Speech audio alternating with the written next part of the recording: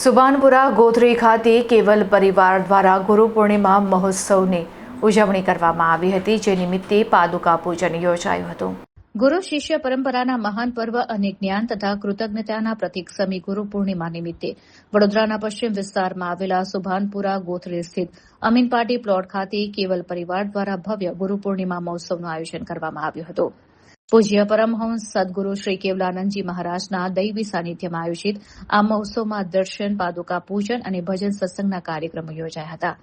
આ પ્રસંગે મોટી સંખ્યામાં ભાવિક ભક્તોએ ગુરુ ભગવંતના ચરણોનું પૂજન કરી આરતી ઉતારી આશીર્વાદ પ્રાપ્ત કર્યા હતા અને ધન્યતા અનુભવી હતી.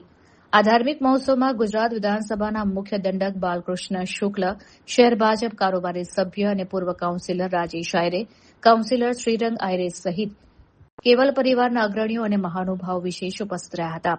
ઉપસ્થિત મહાનુભાવો અને શ્રદ્ધાળુઓએ સાથે મળીને મહાઆરતીમાં ભાગ લીધો હતો.